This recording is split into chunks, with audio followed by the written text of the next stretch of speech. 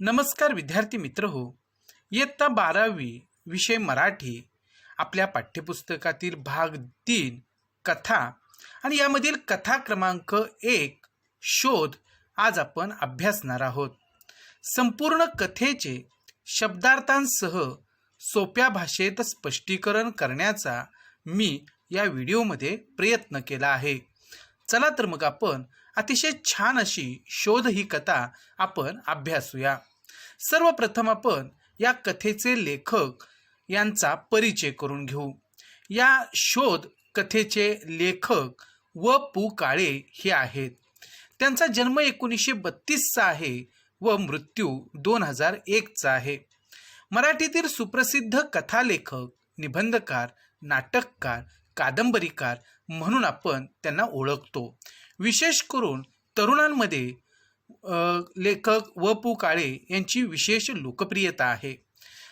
कथाकथनाचे त्यांचे अनेक कार्यक्रम लोकप्रिय आहेत. कथा आकर्षकपणे सांगण्याची त्यांची एक विशिष्ट अशी हातोटी आहे. लोंबकळणारी माणसं, पण माझ्या हातांनी, पेन सलामत्तो, ब्रह्मदेवाचा बाप, गुलमोहर, कर्मचारी, कार्य भुललासी, ऐक सखे, वन फॉर द रोड, मायाबाजार, स्वर, संवादिनी, वलय, मी माणूस शोधतोय असे अनेक कथासंग्रह प्रकाशित आहेत. म्हणजे कथेच्या क्षेत्रामध्ये व.पु. काळे यांनी दिलेलं योगदान जे आहे तर ते विशेष उल्लेखनीय आहे. आकर्षक कथानके, ओघवती निवेदन शैली आणि चटपटीत संवाद ही जी काही कथालेखनाची वैशिष्ट्ये आहेत तर ती व.पु.च्या कथालेखनात आपल्याला दिसतात. आणि यामुळेच व.पु.ची ही या कथा ज्या आहेत तर त्या विशेष वाचकप्रिय आहेत. ही वाट एकटीची, पार्टनर या त्यांच्या कादंबऱ्या, नको रात्र नको चांदणी हे नाटक आणि प्रपंच पुन्हा प्रपंच या आकाशवाणीवरील लोकप्रिय नभोनाट्यांचे संग्रहही त्यांचे प्रकाशित आहेत. महाराष्ट्र शासनाचा त्यांना पुरस्कार मिळालेला आहे. तसेच पु.भा. भावे पुरस्कार सुद्धा आणि त्याचबरोबर फाय फाउंडेशनचा पुरस्कारही त्यांना मिळालेला आहे. या सर्व पुरस्कारांनी ते सन्मानित आहेत आणि मराठीतील एक वाचकप्रिय असे जे लेखक आहेत तर त्यामध्ये व.पु. काळे यांचा समावेश होतो. आपण त्यांच्या काही महत्त्वाच्या पुस्तकांचा इथे थोडक्यात परिचय करून घेऊ. पार्टनर ही त्यांची प्रसिद्ध अशी कादंबरी आहे आणि वाचक मोठ्या प्रमाणामध्ये या कादंबरीकडे आकर्षित होतात, वाचत असतात. व.पु. काळे यांची ही वाट एकटीची ही सुद्धा कादंबरी प्रसिद्ध आहे. आणि मी माणूस शोधतोय नावाचा जो कथासंग्रह आहे की याच कथासंग्रहातील आपण शोध ही कथा अभ्यासणार आहोत. तर अशा प्रकारे एक लेखक म्हणून ते मराठी साहित्य विश्वामध्ये प्रसिद्ध आहेत. आता आपण शोध या कथेची जी मध्यवर्ती कल्पना आहे तर ती समजून घेऊया. विपुल कथालेखन केलेल्या व.पु. काळे यांची शोध ही एक वैशिष्ट्यपूर्ण कथा आहे. आता व.पु. काळे यांच्या मी माणूस शोधतोय या कथासंग्रहातील शोध ही एक वैशिष्ट्यपूर्ण कथा आपल्याला अभ्यासासाठी दिलेली आहे. कथा रचनेच्या तंत्रांची अनेक वैशिष्ट्ये या कथेत स्पष्ट दिसून येतात. आपण कथेसंबंधी जो काही तात्विक भाग आहे तर तो कथा साहित्य प्रकार परिचयमध्ये पाहिलेला आहे, अभ्यासलेला आहे. तर त्याच्यामध्ये कथा रचनेची जी तंत्र आपल्याला सांगितलेली आहेत तर ती सगळी वैशिष्ट्ये व.पु.च्या कथालेखनात दिसून येतात. कथेचा आरंभ मनाची पकड कशी घेतो, अनु या प्रमुख व्यक्तिरेखेचा विकास, हा कथानकातील प्रसंग, अन्य पात्रांशी येणारा संबंध आणि निवेदन यांमधून कसा घडत जातो. कथाकाराने कथानकातील प्रसंग, उपकथानक यांची एकसंध गुंफण कशा प्रकारे केली आहे. विविध प्रसंगी कथानकाला आकस्मिकरित्या मिळणाऱ्या कलाटण्यांमधून नाट्य कसे निर्माण होते.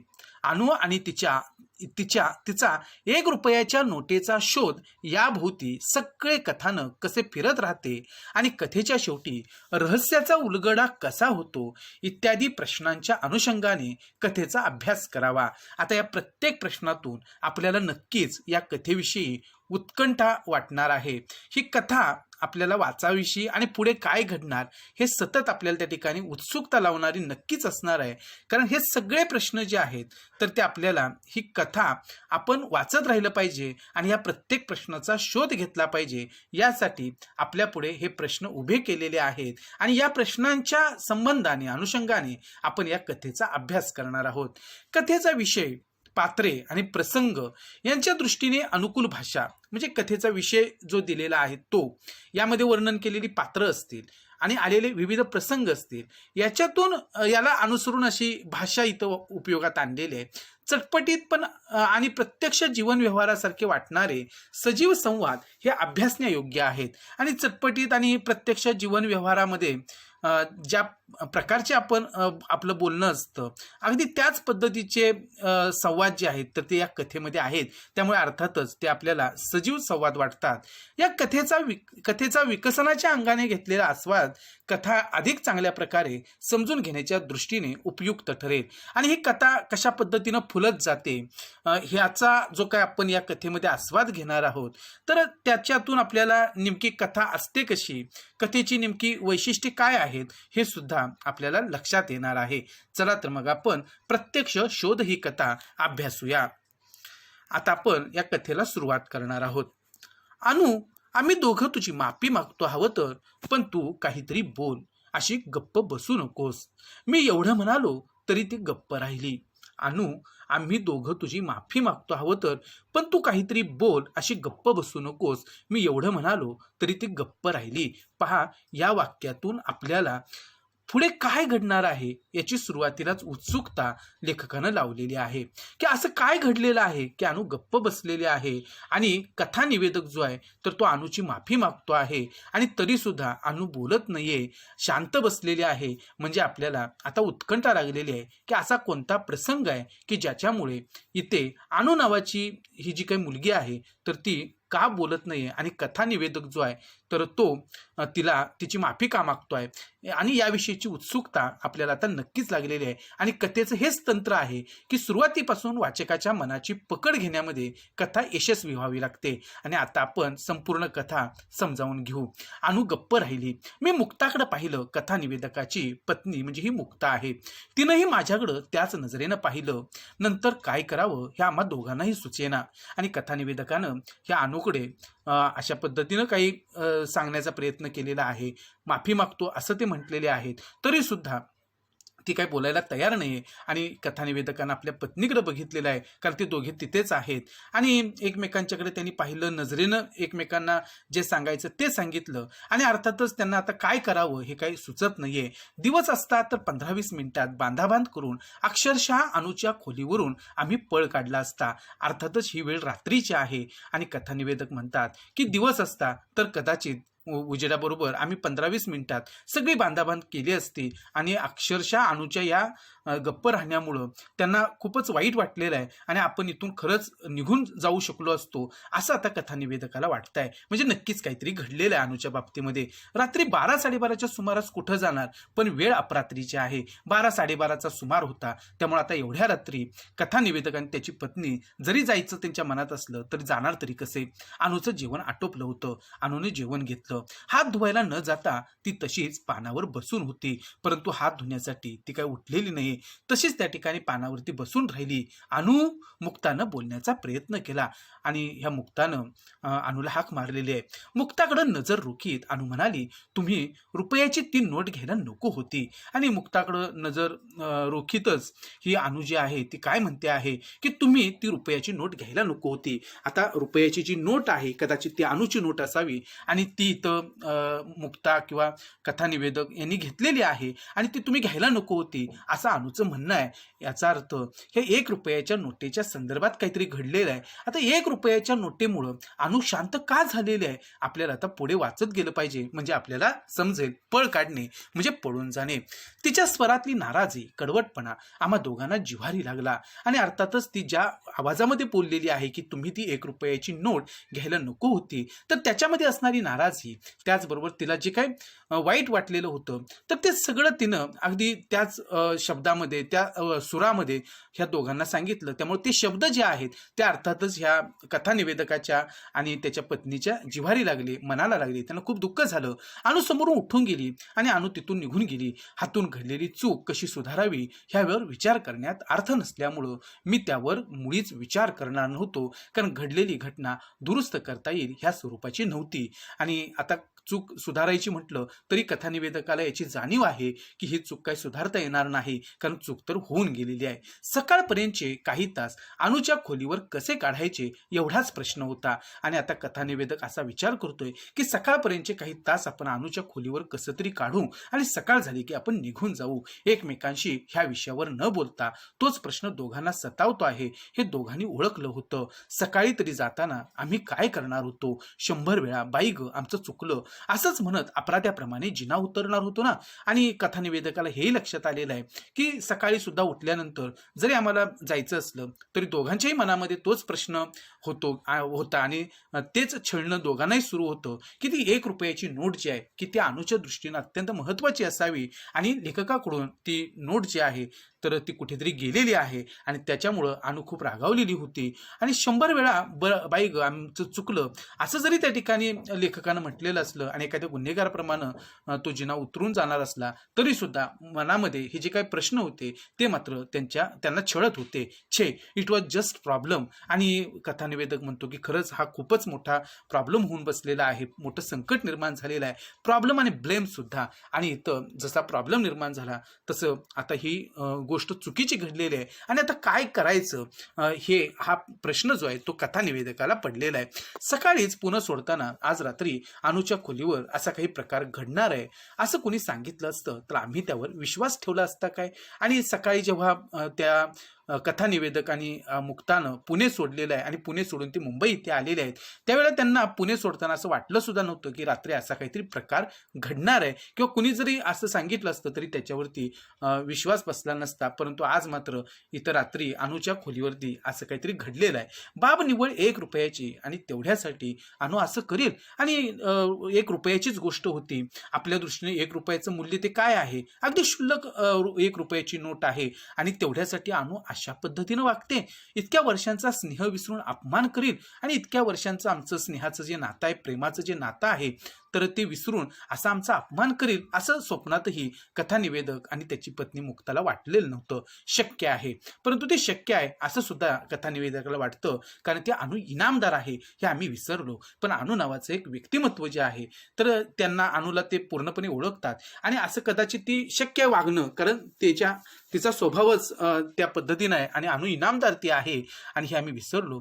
तिच्या विक्षिप्त स्वभावाचा आम्हाला विसर पडावा ह्यात तिची काहीच चूक नव्हती. आणि तिचा विचित्र तऱ्हेवाईक असणारा हा जो स्वभाव आहे तर तो होताच, परंतु त्याचा आम्हाला आता विसर पडला. यात तिची काहीच चूक नव्हती, चूक आमचीच होती. तिचा हा असला विक्षिप्त स्वभाव मला खरं तर आवडलेला आणि ती अशा पद्धतीने काही वेळेला वागायची, परंतु तिचं ते वागणं जे आहे ते कथानिवेदकाला आवडायचं. अगदी पहिल्यापासून ते आवडत आलेलं आहे. म्हणजे BA नंतर तिनं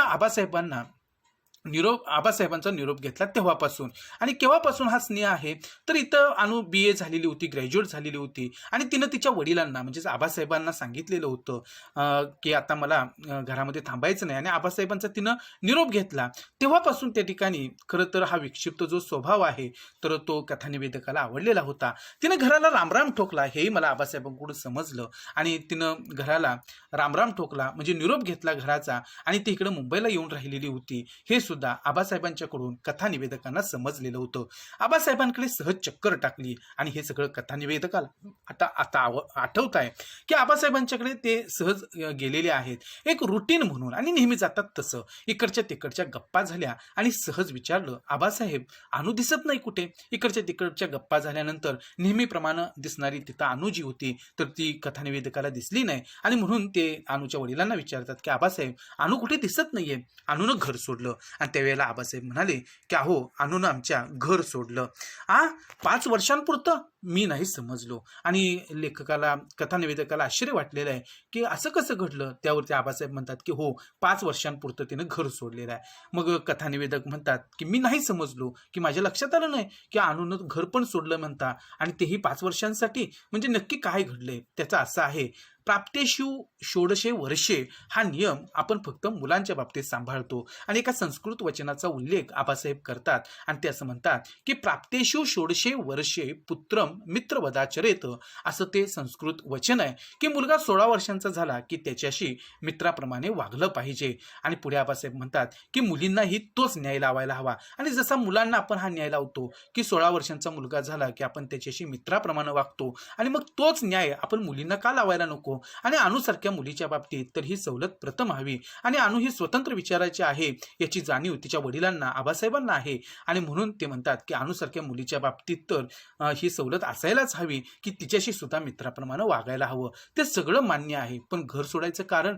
आणि मग कथानिवेदक म्हणतात की ते तुमचं बरोबर आहे, अनु अशी आहे, स्वतंत्र विचारांची आहे, हे बरोबर आहे, पण तरी सुद्धा घर सोडायचं कारण काय. फक्त 5 वर्षांसाठी. आणि फक्त 5 वर्षांसाठी तिनं हे घर सोडलेलं असं आबासाहेब म्हणतात. त्यावरती पण का, कथानिवेदकाला पुन्हा प्रश्न पडलेला की असं का तिनं माझ्यासाठी केवळ 5 वर्षांची सवलत दिली. आणि ते आबासाहेब म्हणतात की तिनं माझ्यासाठी 5 वर्षांची सवलत जी आहे तर ती दिलेली आहे. म्हणजे काय, पण 5 वर्ष तर घर सोडून गेली आहे हे तिच्यासाठी नाही तर माझ्यासाठी, असं अनु म्हणते. आणि आबासाहेब सांगतात की होय, ती 5 वर्ष मला सवलत देऊन ती गेलेली आहे. तर त्याचं ते असं म्हणतात आबासाहेब की ती स्वतःसाठी म्हणजे ती गेलेलीच आहे, पण त्यामध्ये ती माझ्यासाठी सुद्धा गेलेली आहे असं ती मला म्हणालेली आहे, असं अनु म्हणते.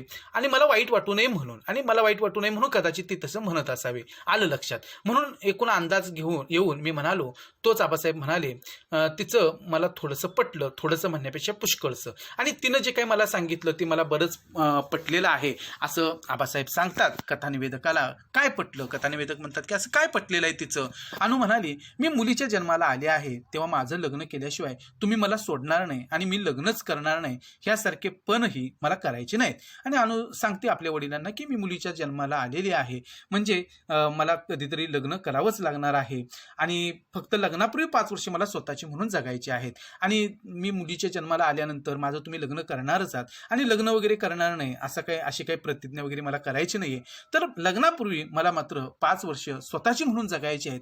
म्हणजे एवढा जो विचार आहे तर तो अनुचा आहे की ती स्वतंत्र विचारांची आहे आणि तिला स्वातंत्र्याची, स्वच्छंदीपणे जगण्याची आवड आहे. आणि म्हणून ती निक्षून आपल्या वडिलांना सांगते की होय, मला 5 वर्ष लग्नापूर्वी स्वतःसाठी जगायचे आहेत. म्हणजे कशी, आणि मग कशीच जगणार आहे ती, असं कथानिवेदक विचारतात आबासाहेबांना. हा प्रश्न मीही तिला विचारला तेव्हा ती म्हणाली, आणि आबासाहेब म्हणतात की होय, मी सुद्धा तिला हा प्रश्न विचारला की तू नेमकी जगणार तरी कशी आहेस.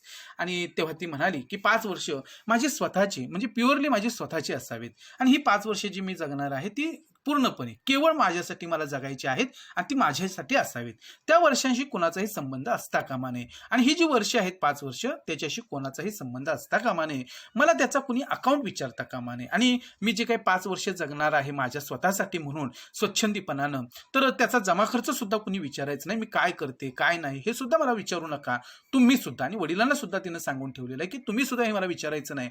5 वर्ष मी एकटी जगणार आणि मी एकटी जगणार आहे. खरं तर कोणत्याही वडिलांनी असं जर ऐकलं तर कदाचित कोणतेच वडील अशी परवानगी देणार नाहीत आपल्या मुलीला. परंतु आबासाहेब सुद्धा त्याच पद्धतीने आपल्या मुलीला पूर्णपणे ओळखणारे आहेत. आणि ती ज्या अर्थी जे काही बोलते आहे त्या अर्थी नक्कीच तिच्या मनामध्ये काहीतरी चाललेलं आहे.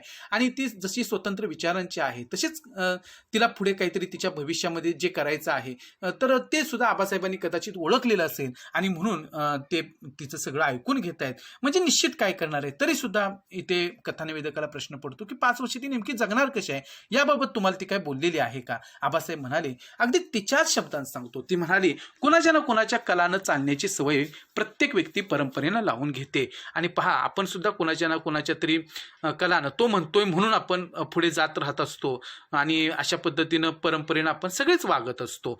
माणूस स्वतःचं व्यक्तिमत्व स्वतः घडवतच नाही. आणि स्वतःचं व्यक्तिमत्व स्वतः घडवणं फार थोड्या जणांना जमतं, नाहीतर इतरांना वाटतं त्याप्रमाणे आपण वागण्याचा प्रयत्न करतो. कुणाचा ना कुणाचा तरी त्याच्यावर पगडा असतो आणि कुणाचा ना कुणाचा तरी आपल्या जीवनावरती पगडा, प्रभाव पडलेला असतो. विचारांवर छाया पडलेली असते आणि कुणाच्या तरी विचारांना आपण वागत असतो. आई बाप एखाद्या व्यक्तीवर प्रेम करतात म्हणून मूल त्या व्यक्तीवर प्रेम करू लागतं आणि आईवडिलांना एखादी व्यक्ती आवडते आणि तिला जिव्हाळा लावते, म्हणून मुलंसुद्धा त्या व्यक्तीला जिव्हाळा लावतात. जे आईवडिलांचं शत्रू तेच त्या मुलाचे शत्रू, आणि मग आईवडिलांनी कुणाला शत्रू मानलेलं असेल तर मुलंसुद्धा त्या व्यक्तीला आपला शत्रू मानायला सुरुवात करतात. म्हणजे आपण जे वागतो तर त्या आईवडिलांच्या कलानं वागतो असं अनु म्हणते. ह्याचाच अर्थ असा की स्वतःचा स्वतंत्र मेंदू घेऊन जन्माला आलेला जीव दुसऱ्याचं ऐकतो त्याच क्षणी तो स्वतःचं अस्तित्व, निसर्गानं जगाकडे पाहण्याची दिलेली स्वतंत्र नजर हरवून बसतो. आणि ते सांगतात ही अनु म्हणते आहे की याचाच अर्थ असा की आपल्या प्रत्येकाला एक स्वतंत्र मेंदू आहे आणि एक स्वतंत्र जीव म्हणून आपण जन्माला आलेलो आहोत, परंतु आपण स्वतःचं अस्तित्व, निसर्गानं जगाकडे पाहण्याची आपल्याला दिलेली स्वतंत्र नजर, सगळं काही आपण विसरून जातो आणि फक्त इतर काय म्हणतायत तर त्याप्रमाणे वागण्याचा प्रयत्न करतो. मला 5 वर्षे एवढ्यासाठी एकटं राहायचं आहे आणि मला 5 वर्षे याच कारणासाठी एकटं राहायचं आहे की मला माझं म्हणून जगायचं आहे, स्वतःसाठी म्हणून जगायचं आहे आणि जे काही इतर सगळेजण वागतात त्याप्रमाणे मला जगायचं नाही, हे ते आबासाहेबांना सांगते. पुढे ती म्हणते की माझे स्वतःचे विचार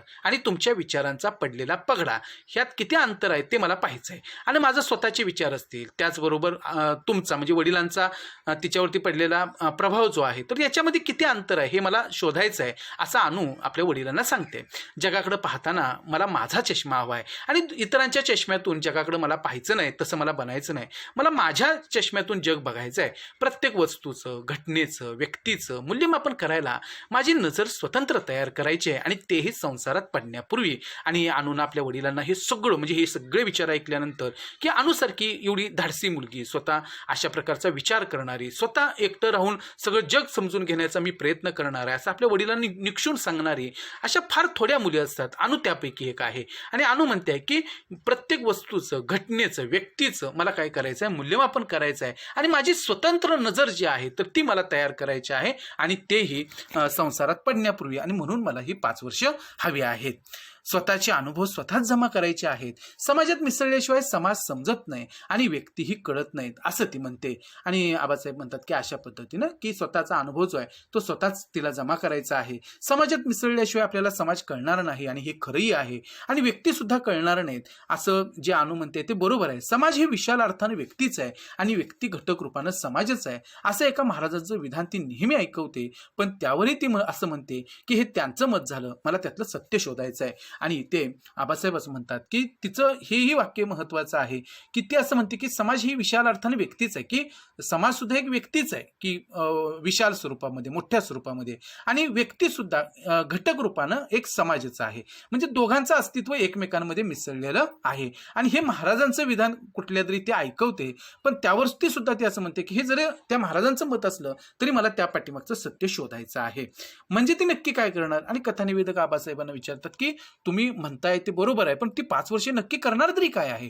नोकरी. आणि मग आबासाहेब म्हणतात की ती नोकरी करणार आहे असं तिने मला सांगितलं. कसली? आधी नर्सिंग शिकणार आणि नंतर नर्स होणार. आणि आबासाहेब सांगतात की तिनं मला असं सांगितलेलं आहे की ती अगोदर नर्सिंग शिकणार आहे आणि त्यानंतर ती नर्स होणार आहे, परिचारिका होणार आहे. नर्स. आणि कथानिवेदकाला प्रश्न पडतो की अनुसारखी मुलगी आणि ती नर्सच्या क्षेत्रात जाणार आहे, कारण अनुची कुवत मोठी आहे आणि अशा पद्धतीनं ती नर्सच्या मार्गाला का लागणार आहे? हो, आबासाहेब म्हणतात की हो ती नर्स होणार आहे. नर्सच का? आणि मग नर्सच हे क्षेत्र तिनं का निवडलं? कथानिवेदकाला प्रश्न पडतोय. त्यावरती हे आबासाहेब म्हणतात, अनुचे वडील, हे तिनं 2 दिवसांपूर्वी पाठवलेल्या पत्रात लिहिलंय. आहे का पत्र? दाखवतो ना. आणि मग 2 दिवसांपूर्वी आबासाहेबांना जे तिचं पत्र आलेलं होतं त्यामध्ये तिनं सगळं लिहिलेलं होतं आणि ते पत्र सुद्धा त्या ठिकाणी ह्या कथानिवेदकाला ते दाखवतायत. आबासाहेबांनी पत्र दाखवलं. मजकुरातील त्या 2 ओळी विलक्षण होत्या आणि तिनं जे काही लिहिलेलं होतं तर त्यातल्या 2 ओळी ज्या आहेत त्या लक्ष वेधून घेणाऱ्या होत्या. जीवनाचं सार त्या 2 वाक्यात होतं आणि जणू जीवनाचं सार, तत्वज्ञान त्या 2 वाक्यामध्ये लपलेलं होतं. मला ते सुभाषित वाटलं आणि जणू त्या ठिकाणी एक चांगला सुंदर असं सुभाषित आहे, चांगला विचार आहे असं इथं कथानिवेदकाला ते वाटलं. नर्सिंगचा पेशा का निवडला हे सांगताना अनुने लिहिलं होतं, आबा, इस्पितळ आणि पेशंट हे विश्व असं आहे की सुख आणि दुःख इथं खऱ्या स्वरूपात भेटतात. आता अनुच्या या वाक्यावरून आपण कल्पना करू शकतो की अनुनं नेमकं काय करायचं ठरवलेलं आहे आणि ती किती संवेदनशील मनाची आहे आणि तिला किती जाणीव आहे, किती मॅच्युरिटी आहे. आणि ती असं म्हणते की आबा, मी नर्सिंग करणार आहे. मग त्याचं कारण काय आहे? तर इस्पितळ आणि पेशंट म्हणजे हॉस्पिटल आणि पेशंट हे जगच असं आहे की तिथं सुख आणि दुःख खऱ्या अर्थानं भेटत असतात. कारण पेशंटच्या रूपामध्ये आपल्याला तिथं दुःख जाणवतं, कारण प्रत्येक पेशंटचं वेगवेगळा आजार असतो आणि त्याचं दुखणं वेगळं असतं आणि त्याच्यातून तो जेव्हा बरा होतो तेव्हा त्याला झालेला आनंद असेल की ह्या सगळ्या गोष्टी आपल्याला खऱ्या अर्थानं या हॉस्पिटलमध्ये बघायला मिळत असतात. आणि ह्या कारणासाठी मला काय करायचं आहे, नर्सिंगच्या क्षेत्रामध्ये जायचं आहे. हे सगळं मला सुख दुःख जे आहे ते समजून घ्यायचं आहे, म्हणजे जीवनाचा खरा अर्थ जे तुम्हाला कळणार आहे, असं काहीतरी इथे ह्या अनुला वाटलं आणि म्हणून तिनं नर्स व्हायचं ठरवलेलं आहे. हे तिच्या पत्रावरून लक्षात आलेलं आहे. आणि कथानिवेदकांना हे सगळं आबासाहेबांच्याकडून कळलेलं होतं अनुच्या बाबतीमध्ये. आता पहा पुढे, अनुनं मुंबईत KEM मध्ये नोकरी मिळवली आणि KEM या मोठ्या हॉस्पिटलमध्ये मुंबईतील अनुनं काय केलेली आहे, नोकरी मिळवली. हॉस्पिटलच्या समोरच्या गल्लीत एका 3 मजली इमारतीत तिनं खोली मिळवली आणि हॉस्पिटलच्या अगदी समोरच्याच एका गल्लीमध्ये एका 3 मजली इमारतीमध्ये तिनं राहण्यासाठी एक खोली सुद्धा मिळवली, सजवली. तिनं तिच्या परीनं ती खोली राहण्यासाठी तयार केली.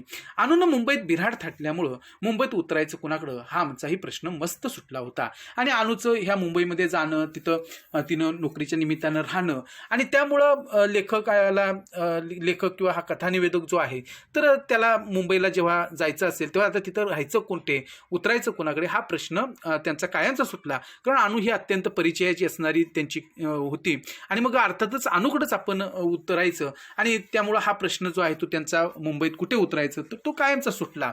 आमच्या प्रत्येक खेपेत अनुनं काहीतरी नवा टप्पा गाठल्याचा आम्ही पाहत होतो. आणि जेव्हा जेव्हा हे मुंबईला यायचे कथानिवेदक त्याची पत्नी, तेव्हा तेव्हा अनुनं काही ना काहीतरी प्रगती केलेली आहे, नवा काहीतरी टप्पा गाठलेला आहे हे त्यांच्या लक्षात यायचं. ती पोरगी केवळ वयानं वाढत नव्हती आणि अनु नक्कीच वयानं फक्त वाढत नव्हती, अनुभवानं समृद्ध होत होती. आणि ह्या हॉस्पिटलमध्ये काम करत असताना खऱ्या अर्थानं ही अनु स्वतः सुद्धा समृद्ध होत चालली होती. किंबहुना तिनं ज्या कारणासाठी ही 5 वर्षे जगायची ठरवलेली आहेत किंवा ज्या कारणासाठी ती या क्षेत्रामध्ये आलेली आहे आणि समाज समजून घ्यायचा, व्यक्ती समजून घ्यायची, व्यक्तीची सुखदुःख समजून घ्यायची, ह्यासाठी तिनं जे काही ह्या व्यवसायामध्ये ती आलेली होती तर तो अनुभव ती घेत होती आणि एक समजूत जी आहे तर तिला येत चाललेली होती. त्या अनुभवानं ती वाढत होती. तिनं निवडलेल्या व्यवसायात ती हरवली होती आणि तिनं जो काही निवडलेला हा व्यवसाय होता नर्सिंगचा, त्यामध्ये ती स्वतःला विसरून गेली होती. इतकी एकरूप आपल्या कामाशी सुद्धा ती झालेली होती. ते तिचं विश्व बनलं होतं आणि हे हॉस्पिटलच तिचं आता जग बनलेलं होतं. तिनं अख्खं KEM जिंकलं होतं आणि हे KEM हॉस्पिटल अक्षरशः तिनं तिच्या कामाच्या रूपानं जिंकलेलं होतं. डॉक्टर्स, सर्जन्स, फिजिशियन्स, डीन, मेट्रॉन, तिच्या समव्यवसायी भगिनी आणि पेशंट मंडळी सुद्धा. आणि ह्या KEM हॉस्पिटलमध्ये सगळे डॉक्टर्स असतील, हे सर्जन असतील की शल्यविशारद आपण त्याला मराठीमध्ये म्हणतो, फिजिशियन्स असतील, चिकित्सक त्यांना आपण म्हणतो, डीन असतील की KEM हॉस्पिटलचे जे प्रमुख आहेत की ज्यांना अधिष्ठाताचं आपण म्हणतो, मेट्रॉन की परिचारकांच्या कामावरती देखरेख ठेवणारी स्त्री, ही सगळी मंडळी आणि तिच्याबरोबर काम करणारे इतर सगळ्या परिचारिका, नर्सेस, हे सगळेजण ह्या अनुच्या कामावरती खुश होते. इतके अनु मनापासून काम करायची. हे सगळं पाहून मी तिला एकदा म्हणालो होतो, अनु तू डॉक्टरच व्हायला हवं होतंस. आणि राहून राहून ह्या कथानिवेदकाला असं वाटायचं आणि ती बोलायची सुद्धा अनुला की अनु तू खरं तर डॉक्टर व्हायला हवी होतीस. त्यावरती अनु म्हणते की का, तुझी बुद्धी, कामावरची निष्ठा, स्टॅमिना हे सगळं पाहिलं की वाटतं नर्सिंगच्या व्यवसायात तू वाया जात आहेस. आणि सगळं कथानिवेदक म्हणतात की खरं तर तू डॉक्टर का व्हायला हवी होतीस, कारण तुझी बुद्धिमत्ता तेवढी आहे, कामावरती एवढी चांगली निष्ठा तुझी आहे, तुझी क्षमता चांगली आहे, स्टॅमिना चांगला आहे. आणि हे सगळं बघितलं की नर्सिंगच्या व्यवसायात तू वाया जाते आहेस असं मला वाटतं. आणि तुझी कॅलिबर डॉक्टर होण्याची आणि तुझी पात्रता जी आहे तर ती डॉक्टर होण्याची आहे आणि तू मात्र नर्स झाली आहेस. अनु पटकन म्हणाली म्हणूनच मी नर्स झाले. आणि अनु सुद्धा थोडा सुद्धा वेळ न लावता कथानिवेदकांना म्हणाली की म्हणूनच मी नर्स झालेले आहे. म्हणजे काय, आणि हे काही कळलं नाही उत्तर कथानिवेदकाला. आणि म्हणून ते म्हणतात की म्हणजे तुला काय म्हणायचं आहे, डॉक्टर होणं सोपं आहे असं मला वाटत गेलं की खरं तर डॉक्टर होण्याची माझी कुवत आहे हे मलाही माहिती आहे, परंतु डॉक्टर होणं एक वेळ सोपं आहे असं मला वाटलं. मला जितकी बुद्धी परमेश्वरानं दिली आहे तेवढी बुद्धी, शिक्षण, परवडणे इतका पैसा आणि तुफान अभ्यास करण्याची तयारी, इतक्या भांडवलावर कोणीही डॉक्टर होऊ शकेल, मी तर नक्कीच झाले असते. आणि अनु म्हणते की होय मी डॉक्टर नक्कीच झाले असते, कारण तेवढी बुद्धी, शिक्षण घेण्यासाठी लागणारे पैसे किंवा प्रचंड मेहनत घेण्याची तयारी आणि हे सगळं माझ्याकडे आहे आणि त्यामुळे मी नक्की डॉक्टर झाले असते. म्हणजे इथं अनुला स्वतःची कुवत सुद्धा माहिती आहे, क्षमता सुद्धा माहिती आहे. तेच मला हवंय. मग का झाली नाहीस, आता करू शकतेस. ह्यापेक्षा जास्त चांगली सेवा तू व्याधीनं पिडलेल्या माणसांची करू शकली असतीस. आणि कथानिवेदक म्हणतात की होय तेच तर मला हवंय.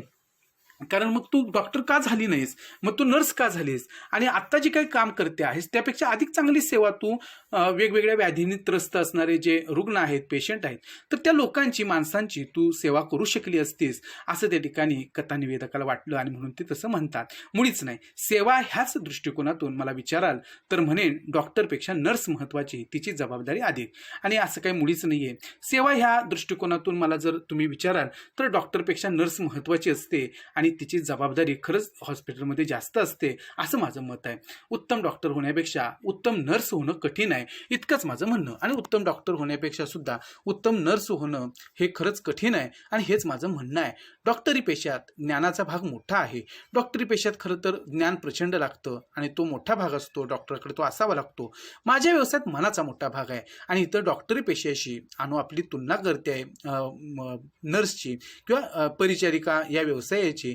आणि या व्यवसायामध्ये परिचारिका म्हणून काम करत असताना मनाचा एक मोठा भाग आपल्याकडे असावा लागतो, उदारपणा असावा लागतो. डॉक्टरांचा स्टेथॉस्कोप फक्त छातीपर्यंत पोहोचतो, आणि डॉक्टर ज्या स्टेथॉस्कोपच्या साह्यानं हृदयाचे ठोके मोजतात तर ते फक्त रुग्णाच्या छातीपर्यंत जाऊन पोहोचत असतात. नर्सचा हात काळजाच्या आत जातो, पण नर्सचा हात जो आहे तर तो पेशंटच्या काळजापर्यंत जाऊन पोहोचतो, कारण तो आधार जो आहे तो पेशंटच्या दृष्टीनं फार महत्त्वाचा असतो. रोग जाणता आला की डॉक्टरचं कार्य संपतं, आणि एकदा रोग कोणता आहे याचं निदान डॉक्टरना झालं की त्यांचं काम संपतं. नर्सला पेशंट समजावा लागतो, आणि नर्सला खऱ्या अर्थानं पेशंटला समजून घ्यावं लागतं, कारण पुढचे सगळे उपचार जे असतील ते डॉक्टर ज्याप्रमाणे सांगतात त्याप्रमाणे परिचारिकेला करायचे असतात, नर्सला करायचे असतात. आणि ती ज्या प्रकारे ह्या पेशंटला समजून घेईल तितका पेशंट लवकर बरा होणार आहे. म्हणजे इथं आणून हे जे काही नर्स होण्यापाठीमागचं तिचं जे काही कारण आहे तर ते इथं सांगितलेलं आहे, आणि यावरून आपल्याला ह्या अणूचं एक अतिशय वेगळा दृष्टिकोन जो आहे तर तो दिसून येतो.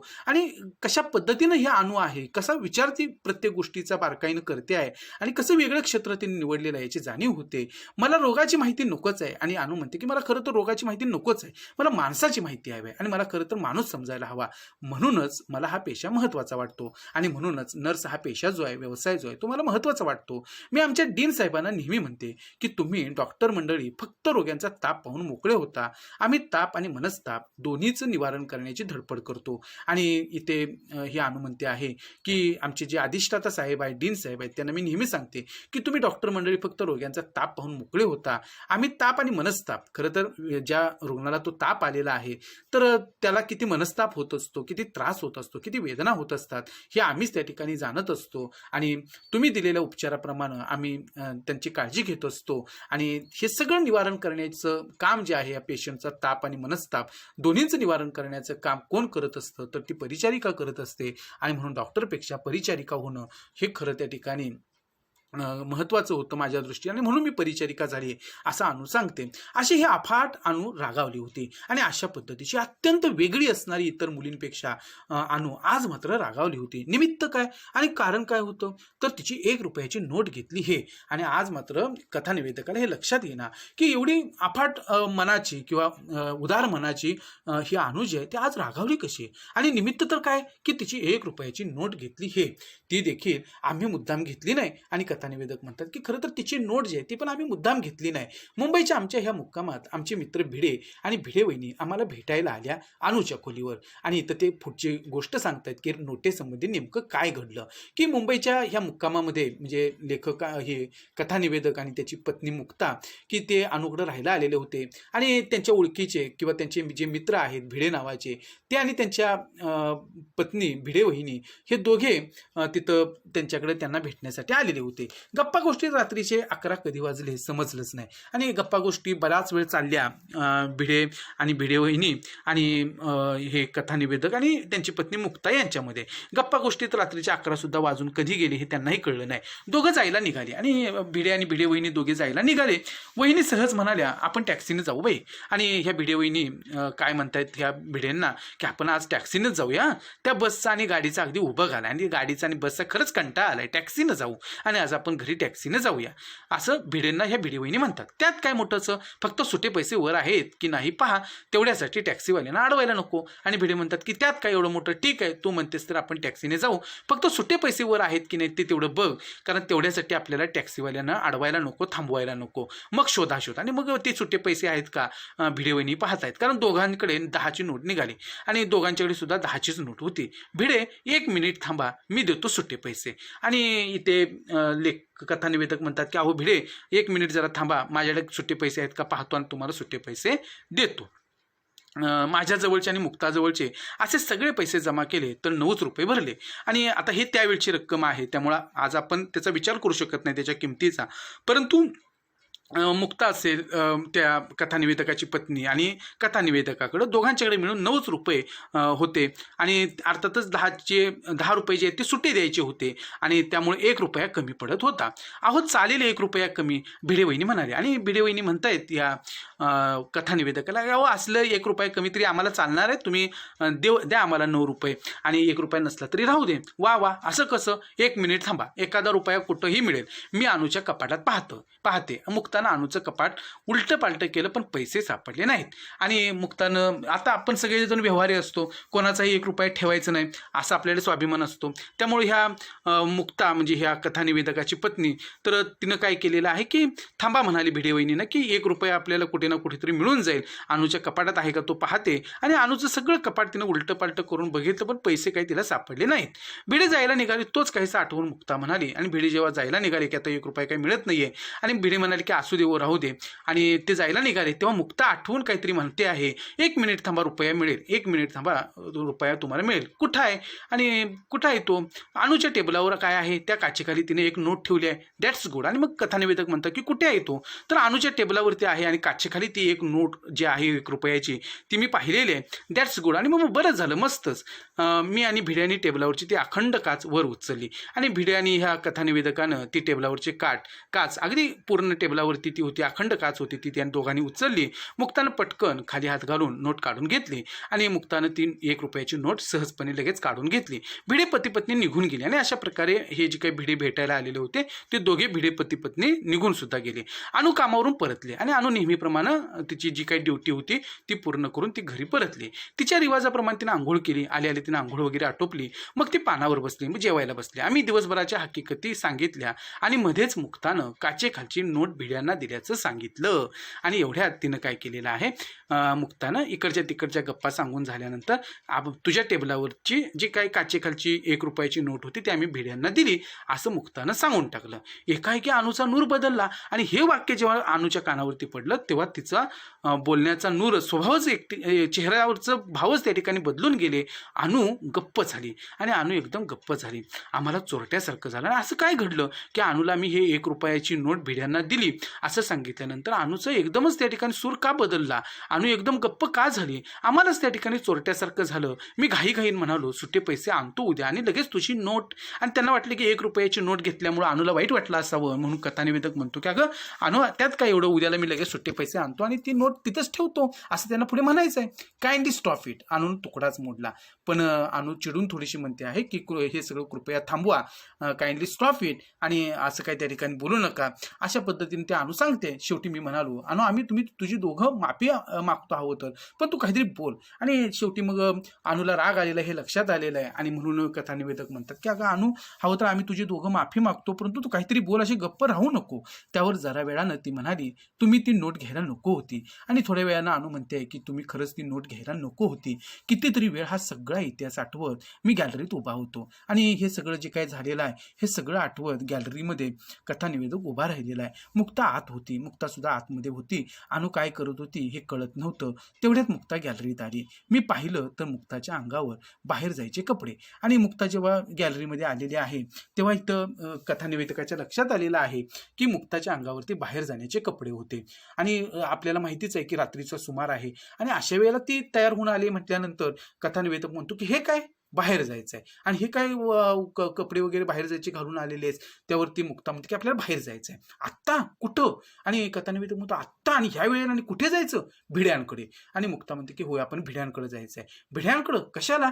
आणि आत्ता ह्या रात्रीला 12-1 वाजल्याचा सुमार आहे आणि आपण त्या ठिकाणी भिड्यांकडे जायचं कशासाठी? त्यांच्याकडे ती नोट अजून असेल का ते पाहायचं असं अनु म्हणाले. आता बघा 1 रुपयाची नोट आणि एवढ्या रात्रीच्या वेळेला आता पुन्हा भिड्यांकडे जायचं की जे भिडे आत्ताच येऊन गेलेले आहेत आणि पाठोपाठ त्यांच्या लगेच तिथं जाऊन पोहोचायचं. आणि कथानिवेदकाला याचंच आश्चर्य वाटते की 1 रुपयाच्या नोटीसाठी आपण अशा पद्धतीने कशाला जायचं? त्यामुळे थोडे वैतागलेले आहेत ते. It is a share madness, मी पटकन म्हणालो. आणि कथानिवेदक मनाशीच जरा थोडंसं पुटपुटलेले आहेत की खरंच हा शुद्ध वेडेपणा आहे, पूर्ण वेडेपणा आहे की असं कधी कुठे असतं का? आय ॲक्सेप्ट धिस कमेंट, अनु पुढे म्हणाली. आणि लगेच अनु म्हणते की होय, तुम्ही जे म्हणताय हा पूर्णपणा वेडेपणा आहे का? होय, तर तो वेडेपणा आहे आणि असू दे. आणि अनु त्या ठिकाणी काय म्हणते पहा.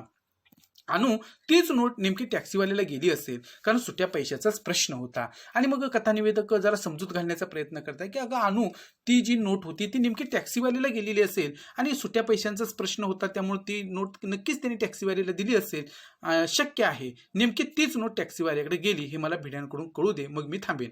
परंतु अनु ऐकायलाच तयार नाही. अनु असं म्हणते की होय बरोबर आहे, तुम्ही म्हणताय त्याप्रमाणे ती नोट कदाचित टॅक्सीवाल्याकडे भिड्यांनी दिली पण असेल आणि ती टॅक्सीवाल्याबरोबर गेली पण असेल, पण मला हे भिडे सांगू देत आणि मगच मी थांबणार आहे असं अनु सांगते. म्हणजे अनुच्या मनामध्ये त्या नोटीविषयी काहीतरी चाललेलं आहे आणि जोपर्यंत ती नोट कुठे आहे हे मला कळत नाही तोपर्यंत मी इथे थांबणार नाही. आपण भिड्यांकडे जाऊन काय झाले ते समजून घेऊ, ते मला असं सांगू देत, मग मी थांबेन असं अनु म्हणते. अनु माझं ऐकशील? आणि पुन्हा त्या ठिकाणी कथानिवेदक म्हणतात की अनु माझं तू ऐकशील का?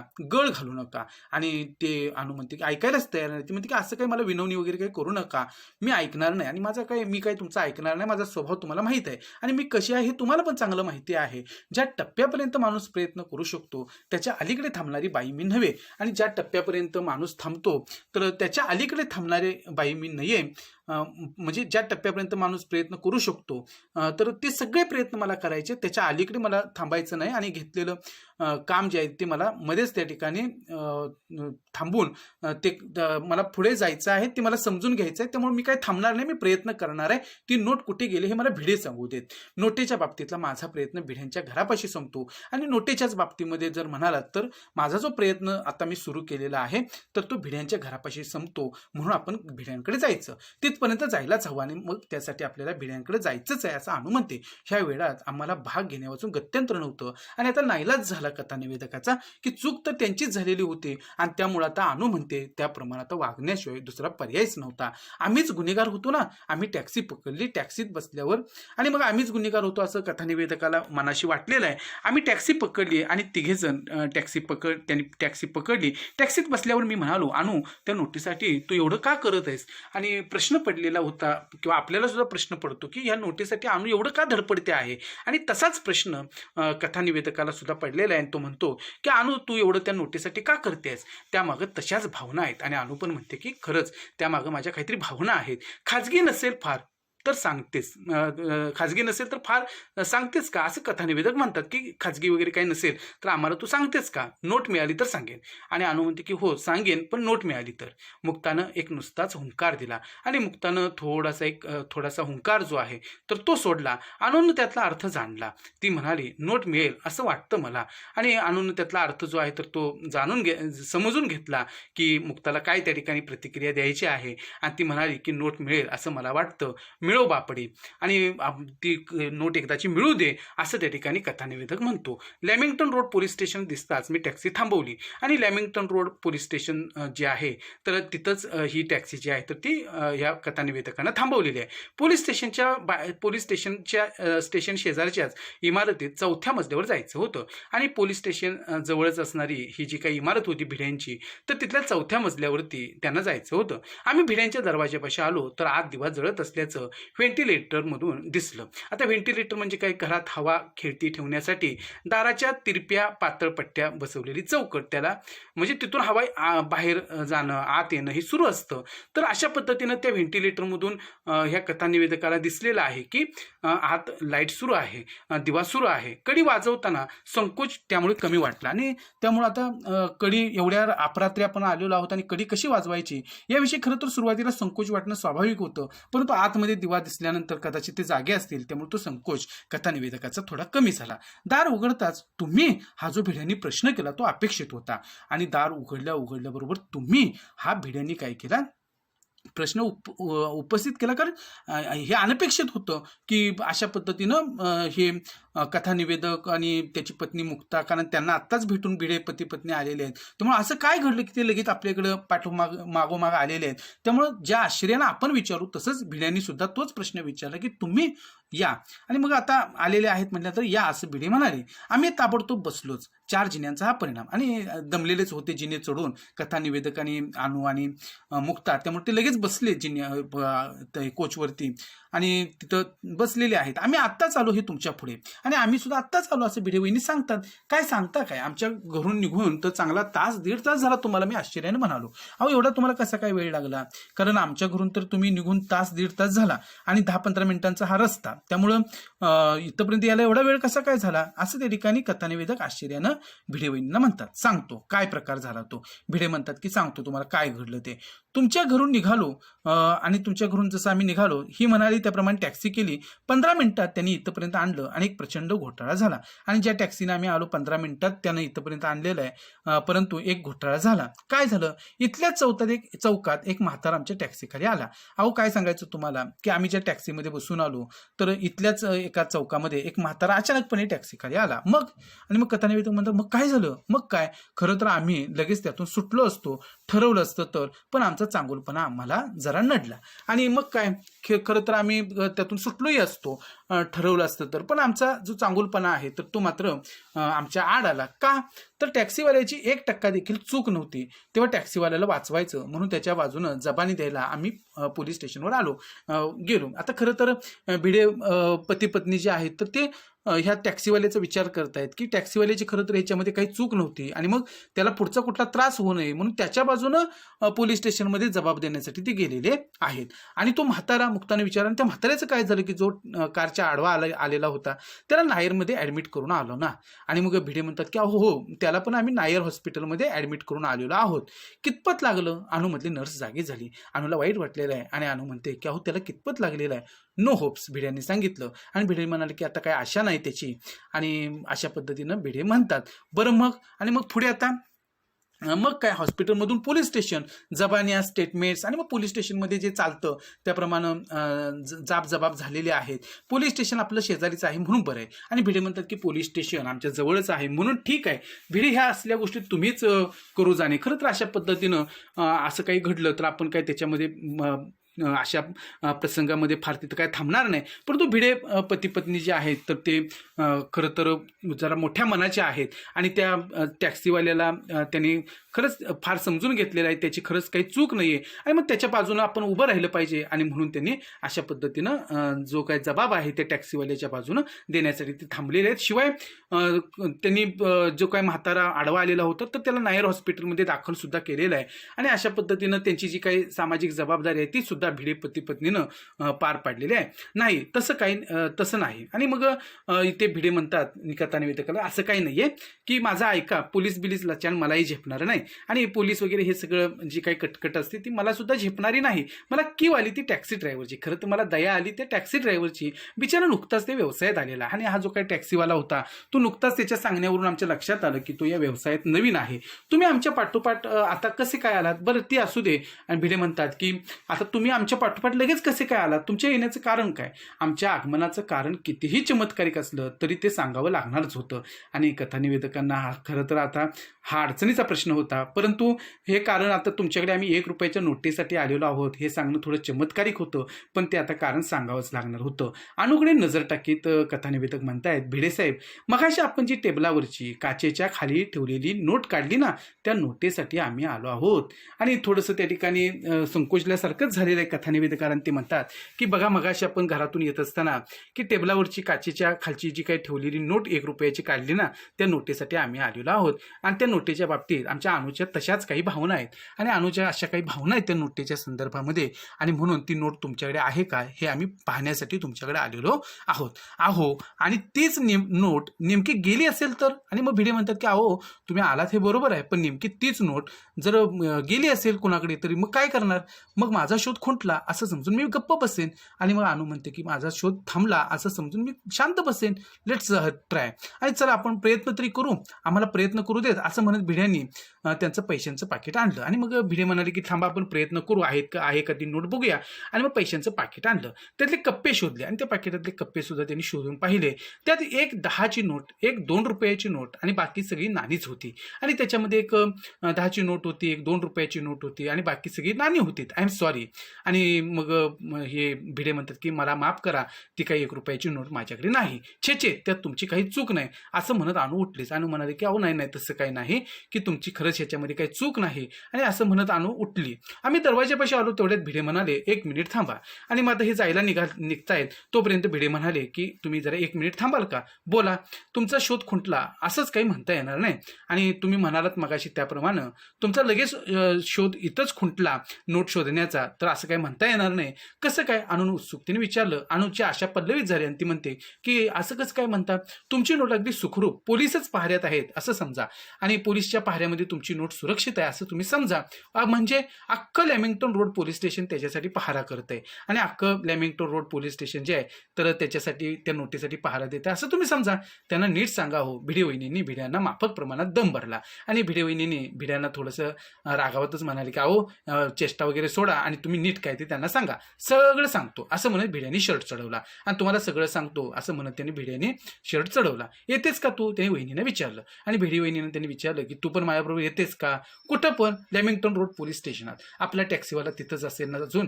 आणि बघा किती मदत करण्याची वृत्ती भिड्यांची आहे. आणि ते म्हणतात की आपण आता लॅमिंग्टन रोड पोलीस स्टेशनला जाऊ, तिथं टॅक्सीवाला आपला असेल. अगं बाई खरंच की, चला ब्लॉकला कुलूप लावून आम्ही निघालो. आणि भिडे वहिनी सुद्धा लगेच तयार झाल्या आणि ते म्हणाले की ठीक आहे आपण लगेच जाऊ. या भिडे साहेब इन्स्पेक्टर साळवेंनी स्वागत केलं आणि हे सगळे पोलीस स्टेशनमध्ये आले. भिडे साहेबांना पाहिल्यानंतर इन्स्पेक्टर साळवेंनी भिडे साहेबांचं स्वागत केलं, कारण भिडे साहेबांना ते ओळखतात. तुम्हाला थोडी तसदी. आणि मग भिडे साहेब म्हणतात की तुम्हाला थोडी तसदी द्यायला आम्ही आलोय, त्रास द्यायला आलोय. इट्स ऑल राईट, काम बोला. मग साळवी म्हणाले, इन्स्पेक्टर साळवी, की ठीक आहे असू दे, तुम्ही काम काय ते सांगा. तो मगाचाच टॅक्सीवाला आणि तो मगाचाच टॅक्सीवाला जो आहे ना असं भिडे म्हणतात. त्यावरती अरे तुम्हाला तो बराच आवडलेला दिसतोय. आणि इन्स्पेक्टर साळवी म्हणतात की तुम्हाला तर तो बराच आवडलेला दिसतोय, सालच आहे की नाही, आणि सालच तर आहे की नाही. येस यू आर राईट, नवशिका आहे, चांगला एज्युकेटेड आहे, म्हणूनच त्याला हेल्प करावीशी वाटले. मग भिडे पण म्हणतात इन्स्पेक्टर साळवेंना तुम्ही म्हणताय त्याप्रमाणे खरंच तो सालस आहे, नवशिका आहे, परंतु एज्युकेटेड सुद्धा आहे, तो शिक्षण सुद्धा त्यानं चांगलं घेतलेलं आहे, म्हणूनच त्याला मदत करावीशी वाटली. He was not at all fault. आणि त्याच्यात खरंच कुठला दोष नव्हता, त्याची काही चूक नव्हती. त्याला भेटायचंय पुन्हा. साळवी म्हणाली की तुम्हाला त्याला भेटायचं आहे का पुन्हा, इथं असला तर. त्याच्या टॅक्सीत आमची पिशवी राहिली त्या गोंधळात. आणि मग भिडे म्हणतात की अहो इन्स्पेक्टर साहेब, मगाच्या त्या गोंधळामध्ये आमची पिशवी त्या टॅक्सीमध्ये राहिलेली आहे आणि तो जर इथं असेल अजून पोलीस स्टेशनमध्ये तर आम्हाला त्याला भेटायचं आहे. टॅक्सीवाल्याला पाचारण करण्यात आलं आणि मग टॅक्सीवाला तिथेच होता पोलीस स्टेशनमध्ये, तर त्याला त्या ठिकाणी त्याला बोलावून घेतलं. पलीकडच्या खोलीतून तो आला आणि पलीकडच्या खोलीत तो बसलेला होता, तिथून तो आला. भिड्यांना त्यानं नमस्कार केला. अर्थातच भिड्यांची ती भेट झालेलीच होती, त्यामुळे त्यानं त्याला नमस्कार केला. साळवींच्या परवानगीनं आम्ही त्याला घेऊन बाहेर आलो आणि साळवींना इन्स्पेक्टर साळवींची परवानगी त्यांनी घेतली आणि ह्या टॅक्सीवाल्याला घेऊन ते बाहेर आले. You have obliged me like anything. आणि मग अशा पद्धतीनं ते म्हणतात की खरं तर ह्यामध्ये तुझा खरंच काय दोष नाही आहे आणि टॅक्सी म्हणजे ह्याच्यामध्ये खरं तर कुठलाच दोष जो आहे तर तो नव्हता. टॅक्सीवाला भिड्यांना भरून आलेल्या आवाजात म्हणाला आणि तुम्ही खरंच नसता तर फार अवघड झालं असतं असं त्याला भावना व्यक्त करायचे. ते ठीक आहे हो. मग भिडे म्हणतात की ते सगळं ठीक आहे. मग आमच्याकडे पाहत तो म्हणाला साहेब खरंच सांगतो टॅक्सीवाल्यांना कुणीही एवढी मदत करत नाही. आणि साहेब खरं सांगू का की टॅक्सीवाल्यांना एवढी कुणी काही मदत वगैरे करत नाही. आज 12च्या भावात जात होतो, किती बोलू किती नको असं झालं होतं. आणि 12च्या भावात खरं तर आम्ही जात होतो की मला जर तुम्ही मदत केली नसती, माझ्या बाजूनं तुम्ही पोलीस स्टेशनमध्ये जबाब दिला नसता तर मग फार अवघड झालं असतं. आणि खरंच तुमच्याविषयी तुमचे उपकार खूप झाले आणि किती बोलू आणि किती नको असं मला वाटतं आहे. त्यावरती भिडे म्हणतात की संपलं तुमचं, आणि मग ते ह्याला टॅक्सी ड्रायव्हरला म्हणतात की तुमचं आता संपलं का बोलून, ते आता आयुष्यभर संपायचं नाही. आणि टॅक्सी ड्रायव्हरला सुद्धा खूप भिड्यांविषयी आदर आहे म्हणून ते म्हणतात की आता खरंच हे संपणार नाही, एवढी तुम्ही चांगली मदत मला केलेली आहे, माझं एक काम करा. आणि मग भिडे म्हणतात की माझं एक काम कराल का, म्हणाल ते. मग टॅक्सी ड्रायव्हर म्हणतो की हो तुम्ही म्हणाल ते मी करेन. मगाशी मी तुम्हाला भाड्याचे पैसे दिले, त्यातली 1 रुपयाची नोट मला बदलून घ्यायची आहे. मगाशी बघा मी तुम्हाला भाड्याचे पैसे दिले आणि त्यामध्ये मी तुम्हाला जी काही 1 रुपयाची नोट दिलेली आहे तर ती मला बदलून तुमच्याकडून घ्यायची आहे. ही विचित्र मागणी ऐकून त्याला नवल वाटलं, पण फार काही न दर्शवता तो म्हणाला त्या नोटेवर फोन नंबर वगैरे लिहून ठेवलेला दिसतोय. आणि मग हा तो काय टॅक्सी ड्रायव्हर आहे तर त्याला सुद्धा ही 1 रुपयाची नोट बदलून घेण्यासाठी माझ्याकडे आलेत म्हटल्यानंतर त्याला सुद्धा आश्चर्य वाटतं की 1 रुपयाच्या नोटीसाठी असं कुणी येतं का. आणि मग तो म्हणतो की या नोटेवरती फोन नंबर वगैरे कुणाचा लिहून ठेवलेला आहे की काय, आणि म्हणून तुम्हाला ती नोट हवी आहे. नोटांवर लिहायची मला सवय नाही, भिडे म्हणाले. आणि भिडे म्हणाले की असं काही नाही, मला नोटांवरती लिहायची सवय नाही, या इकडे. मग टॅक्सी ड्रायव्हर म्हणतो की चला या इकडे जरा. आम्ही सगळे दिव्याच्या उजेडात आलो आणि दिव्याच्या उजेडामध्ये ते आले, प्रकाशात आले. टॅक्सीवाल्याने खिशात होत्या नव्हत्या तेवढ्या सगळ्या नोटा काढून भिड्यांच्या हातात न मोजता दिल्या. आणि टॅक्सीवाल्यानं सुद्धा खिशात हात घातला आणि त्या सगळ्या त्याच्या खिशात असणाऱ्या सगळ्या नोटा भिड्यांच्या हातामध्ये ठेवल्या. ह्यातून घ्या शोधून आणि ह्यातूनच तुमची नोट तुम्ही ओळखा आणि घ्या, असं त्या टॅक्सी ड्रायव्हरनं सांगितलं. अनु झटकन पुढे झाली. अनुनं सुद्धा लगेच ती पुढे आलेली आहे आणि त्याच्यामध्ये तिची नोट 1 रुपयाची जी आहे तर ती मिळते का ती शोधायला लागली. सगळ्या नोटा पाहिल्या, अनुला हवी ती नोट नव्हती आणि सगळ्या नोटा शोधून पाहिल्या, परंतु अनुला जी नोट हवी होती ती मात्र नेमकी नव्हती. चला जाऊया, तुम्हाला सगळ्यांना मी फार त्रास दिला. आणि अनुला आता वाटलं की आता काही ती नोट सापडायची नाही, कारण तिची नोट इथे पण नव्हती. पुन्हा माझ्या खोलीवर तुम्ही कधीही उतरणार नाही. आणि अनु म्हणते कथा निवेदकाला की आता आपण जाऊया, ती नोट काय आता सापडायची नाही आणि तुम्ही आता माझ्या खोलीवरती कधी उतरणार नाही, आणि एवढा मी तुम्हाला त्रास दिलाय, तुम्हाला खरं तर अपमानित व्हावं लागलं माझ्याकडून, अशा काहीशा भावना अनु बोलते आहे. खरं तर तिला पण वाईट वाटलेलं आहे. ए वेडे थांब तर खरी, मी म्हणालो. परंतु कथा निवेदक म्हणतात की अगं अनु थांब तरी जरा, बघू काय होतंय ते. भिडे साहेब काय झालं सांगता का, टॅक्सीवाल्याने विचारलं. की टॅक्सीवाला म्हणतो की भिडे साहेब नेमकं काय झालं ते जरा मला सांगाल का. भिड्यांनी थोडक्यात सगळं सांगितलं आणि जे काय असेल ते सगळं भिड्यांनी अगदी थोडक्यात सांगितलं. आणि त्याला विचारलं नंतर तुम्ही कुठं गेलाच नाही तर तुमच्याकडची नोट जावी कशी, मी तर तुम्हाला नोट दिलेली होती, तुम्ही तर कुठे गेला नाही म्हणता, मग तुमच्याकडची नोट नेमकी गेली कुठे. अर्ध्याच तासापूर्वी समोरच्या हॉटेलात पाव उसळ खायला गेलो होतो साळवी साहेबांना विचारून. आणि मग ड्रायव्हर सांगतो की साळवी साहेबांना विचारून मी अर्ध्याच तासापूर्वी समोरचे हॉटेल आहे तिथं पाव उसळ खायला गेलेलो होतो. आज जेवायला मिळालंच नव्हतं आणि आज मला खरं तर जेवायला मिळालंच नव्हतं, आम्ही गप्प होतो. तेवढ्या टॅक्सीवाला म्हणाला नोट मिळेल साहेब. आणि टॅक्सीवाला म्हणतोय की साहेब नोट आपल्याला मिळू शकेल, कशी काय. आणि मग प्रश्न पडतो एवढ्या रात्री आता ती नोट हॉटेलवाल्याला दिलेली आता कशी काय मिळणार. पोलीस लोकांसाठी हे हॉटेल जवळजवळ रात्रभर उघडं असतं आणि इथे जी काही पोलीस स्टेशन आहे तिथल्या लोकांसाठी खरं तर ते हॉटेल जवळजवळ रात्रभर सुरूच असतं चहा पाण्यासाठी, आणि चहा पाण्यासाठी ते सुरू असतं. चला प्रयत्न करू आणि आपण बघूया तिथे मिळते का ती हॉटेलवाल्याकडे. लॅमिंग्टन रोड पोलीस स्टेशन समोरच ते हॉटेल होतं. हॉटेलचं शटर टॅक्सीवाल्यानंच उघडलं. दार उघडता उघडता त्यानं शंकर ओ शंकरराव अशा हाका मारल्या आणि त्या हॉटेलवाल्याला त्यानं हाका मारल्या की अहो शंकरराव, आणि त्याला बोलावलं. शंकरराव बाहेर आले. शंकरराव जरा सुटे पैसे द्या, अहो शंकरराव जरा मला सुटे पैसे द्या. शंकररावांनी काउंटर खालचा ड्रॉवर उघडला आणि शंकररावांनी सुद्धा काउंटर खालचा ड्रॉवर जो आहे तो उघडला. बंडल नोटा देऊ नका समोर साळवी साहेबांच्याकडे ह्या नोटा जायच्या आहेत. शंकररावांनी रुपयाचं बांधलेलं बंडल काउंटरवर ठेवलं, तिथला दिवा लावला आणि ते म्हणाले तुमच्या हव्या त्या नोटा पाहून घ्या. मग तर झालं. टॅक्सीवाल्यानं 100ची नोट शंकररावांना दिली. रुपयाच्या नोटांच्या पुडक्याला बांधलेला रबर बँड शंकररावांनी काढून घेतला आणि अशा प्रकारे ह्या शंकररावांनी 1 रुपयांचं 100 नोटांचं जे बंडल आहे ते त्या टॅक्सीवाल्याकडे दिलं आणि टॅक्सीवाल्यानं सुद्धा त्या बदल्यामध्ये 100 रुपये शंकररावांना दिले.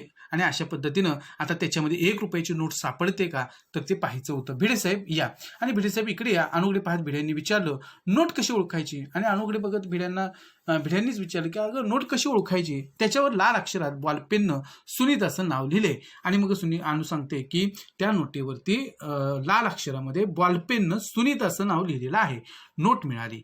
शंकररावांचे आभार मानित आम्ही रस्त्यावर आलो आणि शंकररावांचे आभार मानले की तुमच्यामुळं आम्हाला नोट मिळालेली आहे. आता धीर धरणं अशक्य आहे. ह्या नोटीचा इतिहास सांगायला हवा आणि कथानिवेदकाला आता राहलेलं नाही. आणि कथानिवेदक अनुला म्हणतायत की अगं अनु आता मला धीर धरणं खरंच शक्य नाही. ह्या नोटेमागचं काय कारण आहे की एवढी तुला ती हवी आहे आणि कशासाठी एवढ्या रात्री आपण एवढं इथपर्यंत आलो, ती नोट शोधली आणि असं काय आहे त्या 1 रुपयाच्या नोटे पाठीमागं काय घडलेलं आहे ते आता मला तू सांगायला हवं. या 1 रुपयाच्या नोटेचा इतिहास इतिहास तू सांग. आजचा दिवस निराळाच. आणि खरं तर आजचा दिवस निराळा होता. मुंबईत रात्री 2-2:30 वाजता दुकानाच्या पायरीवर बसून असं काही ऐकण्याचा योग आमच्या आयुष्यात येणार आहे ह्यावर मीही विश्वास ठेवला नसता. आणि अशा पद्धतीचं हे काहीतरी घडलेलं असं होतं ह्या कथानिवेदकाच्या आयुष्यामध्ये, की अशा रात्री अपरात्री ह्या 1 रुपयाच्या नोटेसाठी आपण रात्री 2-2:30च्या सुमारास एका दुकानाच्या पायरीवरती आपण बसलेलो आहोत आणि अनुकडूनही आपण काहीतरी ऐकतो आहोत. खरं तर असं कोणी आयुष्यात दिवस येणार आहे असं सांगितलं असतं तर आमचा विश्वास सुद्धा बसला नसता. आम्ही फुटपाथवर आलो आणि फुटपाथवरती ते बसलेले आहेत. शंकररावांनी शटर बंद करून घेतलं होतं. हॉटेलच्या मार्बलच्या पायऱ्यांवर रात्री 2:30 वाजता मी, मुक्ता, भिडे पती पत्नी, तो टॅक्सीवाला आणि अनु असे बसलो. आणि त्या हॉटेलच्या बाहेरच पायऱ्यांवरती हे सगळेजण बसलेले आहेत. रस्त्यावरचा दिव्याचा प्रकाश सगळ्यांच्या अंगावर पडला होता. रस्त्यावरच्या दिव्याचा प्रकाश सगळ्यांच्या अंगावरती पडलेला आहे. अशा वातावरणात भरून आलेल्या आवाजात अनुनं हकीकत सांगायला प्रारंभ केला. आणि अनुनं नेमकं काय घडलेलं ह्या नोटेच्या बाबतीमध्ये तर ते थोडंसं आवाज तिचा भरून आलेला होता. आणि तिला खरं तर हायसं वाटलेलं ही नोट मिळाल्यानंतर. आणि तिच्या ज्या भावना होत्या तर त्या सुद्धा मनामध्ये दाटून आलेल्या आहेत. आणि ती सांगायला सुरुवात करते त्या नोटेविषयी. नर्स म्हणून मी 5 वर्ष हॉस्पिटलमध्ये काम करत आहे. आणि ती सांगते की नर्स म्हणून मी जवळपास 5 वर्ष या हॉस्पिटलमध्ये काम करते. 1-1.5 महिन्यापूर्वीची कथा. आणि 1-1.5 महिन्यापूर्वीच एक गोष्ट घडली. लहान मुलांच्या वॉर्डमध्ये माझी ड्युटी होती. आणि लहान मुलांच्या कक्षामध्ये माझी ड्युटी जी आहे वॉर्डमध्ये ती लावलेली होती. तिथं मला खरं तर उभं राहवत नाही, पण ड्युटी आली की टाळता येत नाही. आणि लहान मुलं की जी आजारी आहेत, विविध व्याधींनी ग्रस्त आहेत, अशा वॉर्डमध्ये तिथं सेवा देणं खरं तर मला खूप वाईट वाटतं या गोष्टीचं, की मुलांच्या बाबतीमध्ये असं व्हायला नको. पण काही वेळेला नाईलाज असतो आणि ड्युटी आली की तिथं काम करावं लागतं. एके दिवशी सकाळी एक 8-9 वर्षांची मुलगी ॲडमिट करावी लागली. आणि एके दिवशी एक सकाळच्या वेळेला एक 8-9 वर्षांची मुलगी जी आहे तर ती ॲडमिट झाली. तिची आशा सगळ्यांनी सोडलेली होती. आणि तिची आशा म्हणजे आता ती काही जगू शकणार नाही असंच सगळ्यांना वाटत होतं. मुलीबरोबर तिची आई, मावशी आणि बिल्डिंगमधल्या 10-12 बायकांचा घोळका होता. आणि त्या मुलीबरोबर तिची आई होती, मावशी होती, त्यांच्या बिल्डिंगमधल्या 10-12 बायका जमलेल्या होत्या, त्या पण जमून आलेल्या होत्या.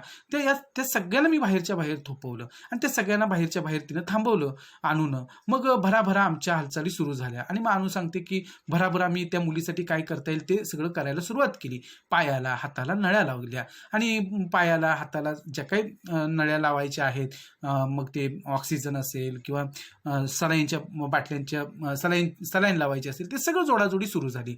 ब्लड ट्रान्सफ्युजन आणि तिला रक्त चढवायचं तर ते सुरू केलं. सलाईन असेल, याशिवाय ऑक्सिजन पण दिला.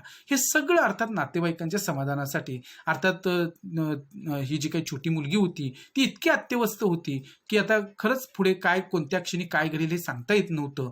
आणि केस तर हाताबाहेर गेलेली होती. परंतु नातेवाईकांचं समाधान व्हावं म्हणून ह्या सगळ्या गोष्टी आम्ही केल्या. आणि नशिबाचा 1% असतो त्याच्यासाठी. आणि नशिबानं समजा ह्या गोष्टी केल्या आणि ती मुलगी जी आहे तर ती सुदैवानं जर त्याच्यातून वाचली तर आम्हाला ते हवंच होतं. आणि म्हणून सगळे प्रयत्न शेवटच्या क्षणापर्यंत करायचे असतात आणि आम्ही ते केले असं अनु म्हणते. पोरगी नक्षत्रासारखी होती आणि पोरगी अतिशय सुंदर अशा पद्धतीची होती. तिच्यासाठी माझीही एकीकडे प्रार्थना चालली होती. आणि त्या मुलीसाठी मी सुद्धा देवाकडे प्रार्थना करत होते. ती पोरगी मधून डोळे उघडायची आणि क्षीण आवाजात सांगायची. आणि ती मुलगी जी आहे ती मधूनच डोळे उघडून बघायची. आणि अगदी तिचा आवाज जो आहे तर तो खाली गेलेला होता आणि अशक्त होती. आणि त्या आवाजामध्ये ती काहीतरी सांगायची, ह्या नळ्या काढा. आणि ती म्हणायची की ह्या नळ्या मला ज्या लावलेल्या आहेत त्या तुम्ही काढून टाका.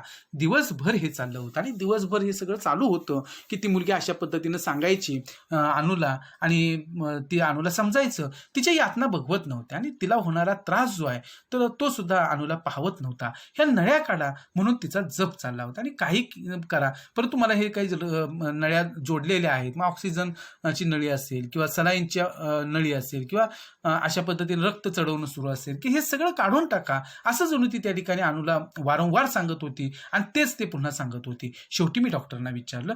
आणि शेवटी डॉक्टरांना आणून विचारलं. ते म्हणाले फार तर 3-4 तास काढेल. आणि डॉक्टरांनी सुद्धा सांगितलं की फार तर 3-4 तासच ती जगू शकेल.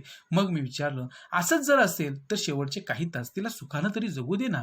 आणि मग आणून डॉक्टरांना विनंती केली की असंच जर असेल, आपल्या हातात काही उरलंच नसेल तर शेवटचे काही तास तरी तिला सुखानं जगू दे. तिच्या नळ्या काढते मी सगळ्या आणि मग मी तिच्या नळ्या काढून टाकते असं ते डॉक्टरांना सांगते. डॉक्टर म्हणाले फक्त ऑक्सिजनची ठेवा, पण सगळ्याच काढू नको, तर ऑक्सिजनची फक्त ठेव. असं त्या ठिकाणी डॉक्टर सांगतात. मी एक एक नळी काढून टाकली, इतर सगळ्या नळ्या ज्या असतील त्या काढून टाकल्या आणून. तिनं डोळे उघडले आणि तिनं त्या मुलीनं डोळे उघडले. क्षीण पण लागवी आवाजात ती म्हणाली, ताई थँक्यू. आणि अगदी ओढलेल्या आवाजामध्ये परंतु अत्यंत प्रेमळ अशा सुरामध्ये ती काय म्हणते की ताई थँक्यू. मी तिला म्हणाले, बेटा लवकर बरं व्हायचं, ही एवढीच नळी मात्र काढायची नाही हां, आणि मुली लवकर तू बरं व्हायला पाहिजेस, आणि ही जी काही नळी आहे तर ती मात्र काढू नको, म्हणजे ऑक्सिजनची नळी. मी उद्या भेटेन, तुझ्यासाठी गंमत आणेन, मी तुला उद्या भेटणार आहे आणि तुझ्यासाठी काहीतरी नवीन गंमत आणणार आहे. तिनं मान हलवली आणि तिनं सुद्धा होकारार्थी मान हलवली. दुसऱ्या दिवशी मी ड्युटीवर गेले. ती गोड पोरगी आदल्याच दिवशी गेली होती. आणि नेहमीप्रमाणे दुसऱ्या दिवशी ड्युटीवरती गेलेली आहे. परंतु ती मुलगी आदल्याच दिवशी गेल्याचं तिला तिथं गेल्यानंतर कळलं. त्यानंतर 15 दिवसांनी त्या मुलीची आई माझा शोध घेत पुन्हा हॉस्पिटलमध्ये आली. आणि असेच 15 दिवस निघून गेले आणि त्या मुलीची आई जी आहे तर ती मला शोधत हॉस्पिटलमध्ये आली असं अनु सांगते. तिनं मला एका बाजूला नेलं, ती मला घेऊन गेली. हातात एक पाकिट ठेवलं, हातामध्ये एक तिनं पाकिट ठेवलं. त्यात 25 रुपये होते आणि त्यात जवळजवळ 25 रुपये होते. हे काय, मी विचारलं, अहो हे एवढं कशासाठी मला तुम्ही देतात, हे 25 रुपये, आणि हे काही मला नको असं अनु म्हणाली. ती बाई म्हणाली की तुम्ही आमच्यासाठी खऱ्या सिस्टरप्रमाणे वागलात, ही माझी आठवण. आणि का कुणास ठाऊक, पण ती बाई जी आहे तर ती काय म्हणते आहे की तुम्ही खरं तर आमच्याशी सिस्टरप्रमाणे वागलात, बहिणीप्रमाणे वागलात, आणि म्हणून ही माझी आठवण आहे. मी म्हणाले, सिस्टरप्रमाणे वागले असं म्हणता, मग मला सांगा तुमच्या सख्या बहिणीला तुम्ही असे पैसे दिले असते का? आणि जर तुम्हाला वाटतं की मी बहिणीप्रमाणे वागलेले आहे तर मग तुम्ही असं जर सख्या बहिणीनं केलं असतं तर तिला तुम्ही पैसे देणार होता का? तिची मी खूप समजूत घातली आणि तुम्ही मला बहीणच माना, मला हे पैसे वगैरे काही नको असं त्या ठिकाणी आणून समजूत काढली. इथल्या धर्मादाय पेटीत ते पैसे टाका असं सांगितलं, आणि इथं जी काही दानपेटी आहे त्याच्यात टाका, हवं तर इतर रुग्णांना ती मदत होईल असं आणून सांगितलं. मग ती म्हणाली, कमीत कमी ही 1 रुपयाची नोट तरी ठेवायला हवी तुम्ही. आणि ती आई जी आहे त्या मुलीची, ती काय म्हणते आहे की कमीत कमी 1 रुपयाची नोट तरी तुम्ही माझ्याकडून घ्यायलाच हवी, तुमच्याकडे ठेवायला हवी. तुमच्या भाचीनं, माझ्या सुनीतानं दिली आहे ती, आणि तुमची भाची म्हणजे माझी मुलगी सुनीता जी आहे तिनं ही नोट दिलेली आहे.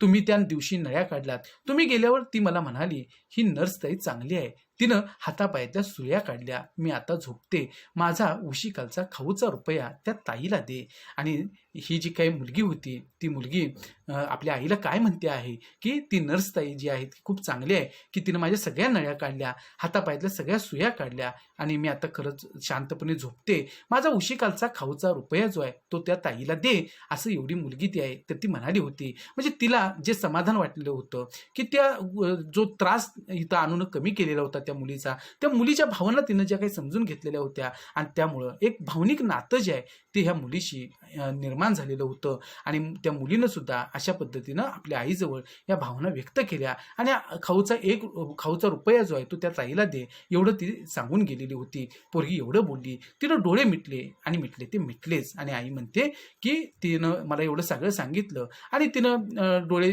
जे मिटले ते कायमचेच मिटले एवढं सांगून माझ्या गळ्यात हात घालून टाकून ती कोसळलीच, आणि गळ्यात हात टाकून खरं तर ती खूप रडायला लागली. त्या मुलीची आई, तिची समजूत घालणं माझ्या शक्तीबाहेरचं होतं, आणि त्या सुनीताच्या आईची समजूत घालणं खरंच कुणालाच शक्य नाही. अनु म्हणते की मला सुद्धा ते शक्य नव्हतं, माझ्या शक्तीबाहेरचं होतं.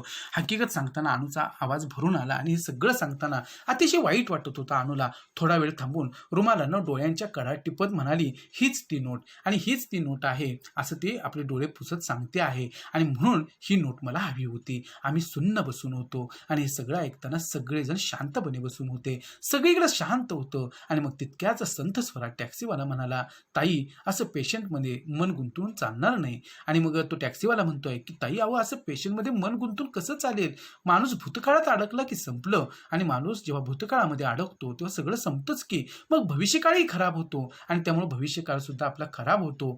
आणि नजर नेहमी समोर हवी, नजर नेहमी आपली समोर असली पाहिजे, एखाद्या ड्रायव्हरसारखी. म्हणजे एखादा ड्रायव्हर जसा नजर समोर ठेवून गाडी चालवत असतो तसं आपल्याला राहिलं पाहिजे. आता माझंच पहा ना, माझा पेशा टॅक्सी ड्रायव्हरचा नव्यानं सुरू केलाय.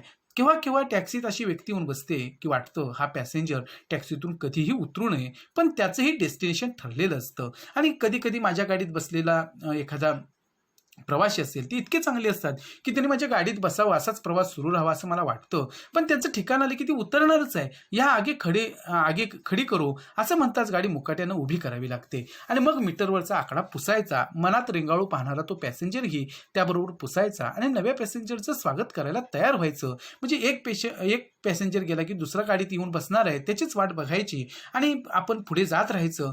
असं आमचं ड्रायव्हरचं असतं. तसंच तुम्हीही वागायला हवं. ताई, तुमचा आणि माझा पेशा हा असा एकच आहे. तुम्हीही हेच करायला हवं आणि माझा आणि तुमचा पेशा जो आहे, व्यवसाय जो आहे, तो अशाच प्रकारचा आहे आणि तुम्ही सुद्धा असंच वागायला पाहिजे तुमच्या व्यवसायामध्ये, असा हा टॅक्सी ड्रायव्हर अनुला सांगतोय. पेशंट दगावला की फक्त चादर बदलायची आणि पेशंट जेव्हा अशा पद्धतीनं दगावतो, आपल्या हातात काही नसतं, तेव्हा आपण फक्त त्याच्या कॉटवरची चादर बदलायची, उशी झटकायची, पायाखालचं ब्लँकेट नवं वाटेल अशी घडी घालायची आणि नव्या पेशंटचं स्वागत करायचं आणि नवीन पेशंटची वाट बघायची. त्याला त्या ठिकाणी बरं करण्याचा प्रयत्न करायचा. कॉटवर कोण आला नवा ते पाहायचं नाही आणि कॉटवर कोण नवीन आलेला आहे हे आपण बघायचं नाही. मिनिस्टर असेल नाहीतर रस्त्यावरचा कोणीही तरी, तो आपल्याकडे आलेला आहे, तो पेशंट आहे आणि त्याला बरं करणं हेच आपलं काम आहे आणि त्याची सेवा करायची एवढंच आपल्या हातात आहे, असा हा टॅक्सी ड्रायव्हर म्हणतो. आपण आपला क्वाट नंबर सांभाळायचा आणि आपल्याला जो काही क्वाट नंबर दिलेला आहे, जो पेशंट बरं करण्याची जबाबदारी आपल्यावरती सोपवलेली आहे, तोच क्वाट आपण सांभाळायचा, असं तो टॅक्सी ड्रायव्हर सांगतोय. त्याचा शब्द भिडत होता. अनु फक्त रडत नव्हती, इतकंच. तिने विचारलं, सगळ्याच गोष्टी विसरता येतात का हो? आणि अशा पद्धतीने सगळ्याच गोष्टी कशा विसरता येतील? आणि अनुला हे सगळं ऐकताना खरं तर रडू येत होतं, पण ती रडली नाही आणि टॅक्सी ड्रायव्हर हे सगळं सांगत होता आणि ती म्हणते की अहो, सगळंच असं कसं विसरता येईल? येत नाहीत ना, पण काय करणार? आणि टॅक्सी ड्रायव्हर म्हणतो की होय, की विसरता येत नाहीत सगळ्याच गोष्टी, पण करणार काय? ह्या रुपयाच्या नोटेमागं तुम्ही धावत एवढ्या अपरात्री आलात. नोट एक जड वस्तू, शोधल्यावर सापडणारी. पहा ना, की एका रुपयाच्या नोटेसाठी तुम्ही एवढं धावत एवढ्या अपरात्री इथं आलेला आहात आणि नोट ही तर एक जड वस्तू, शोधल्यावर आपल्याला सापडणारी. म्हणूनच आम्ही सर्वांनी ह्या वेडेपणात भाग घेतला. पण ताई, हातातून निसटलेल्या सगळ्याच गोष्टी अशा मिळत नाहीत आणि ह्या रुपयासारख्या हातातून आपल्या निसटणाऱ्या सगळ्याच गोष्टी काही मिळत नाहीत. रुपया मिळाला ठीक आहे, पण अशा हातातून सुटलेल्या सगळ्याच गोष्टी आपल्याला परत नाहीत मिळत आणि हे कटू सत्य आहे. हे ड्रायव्हर त्या अनुला सांगतोय. ह्या एका आठवणीपायी वेड्यापेशा होत तुम्ही धावाधाव केली, नोट मिळवलीत, तुम्ही भाग्यवान आहात आणि तुम्हाला ही नोट मिळाली, तुम्ही भाग्यवान आहात. पण प्रत्येक वेळेला शोध घेण्याचं तुमचं काम फार सोपं होतं आणि ड्रायव्हर असं म्हणतो की तुम्ही भाग्यवान आहात की शोध घेण्याचं तुमचं काम फार सोपं होतं, की 1 रुपयाची नोट तुम्हाला कशा प्रकारे मिळवता येईल हे मार्ग सापडला म्हणून तुम्हाला ती मिळाली. सोपं? आणि अनु म्हणते की सोपं असं कसं काय? माझ्यापेक्षा नक्कीच सोपं. आणि ड्रायव्हर म्हणतो की अहो, माझ्यापेक्षा तर नक्कीच तुमचं काम सोपं होतं, कसं काय? आणि मग ती अनु म्हणते की कसं काय बरं? की एवढ्या रात्री अपरात्री ही नोट शोधणं किती अवघड होतं. ती नोट मिळेल की नाही याची सुद्धा खात्री नव्हती आणि ह्या नोटेचा शोध घेणं खरंच अवघड गोष्ट होती आणि तुम्ही तर हे सगळं सोपं आहे म्हणता. आणि मग तो ड्रायव्हर म्हणतो की नक्कीच सोपं आहे, कारण माझ्यापेक्षा तर नक्कीच सोपं आहे. मग अनु म्हणते कसं काय? माझी वस्तू मला कधीच परत मिळणार नाही. आणि ड्रायव्हर सांगतो की माझी वस्तू जी आहे ती मला आता कधीच परत मिळणार नाहीये. एका नोटेसाठी तुमची ही अवस्था झाली. मला सांगा ताई, माझी प्रत्यक्ष मुलगी जेव्हा कायमची सोडून गेली तेव्हा मी काय केलं असेल, काय करावं सांगता?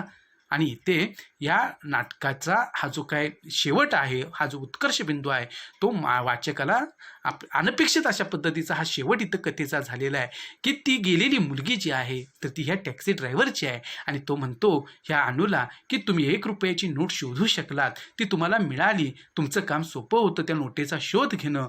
पण सगळ्याच गोष्टी अशा मिळत नाहीत, कारण ती जी काही मुलगी होती ती प्रत्यक्ष माझीच मुलगी आहे आणि अशा पद्धतीनं ती आता मला कधी परत मिळणार नाही. जशी तुम्हाला तुमची नोट मिळाली आणि जे दुःख, एखादी गोष्ट हातातून निसटली की ती परत आपल्याला कधीच मिळणार नाही आहे, तर हे दुःख फार मोठं असतं. पण ते दुःख विसरून आपल्याला पुढे जायचं असतं आणि त्या टॅक्सी ड्रायव्हरनं अशा पद्धतीनं ती सुनीता जी मुलगी आहे ती आपलीच आहे हे इथं सांगितलं. आणि हा अनपेक्षित शेवट जो आहे की जो वाचकाच्या अंतःकरणापर्यंत जाऊन पोहोचतो, त्याच्या डोळ्यामधून चटकन पाणी काढतो, तर तो इथं कथालेखक वपू कुवाळे यांनी केलेला आहे.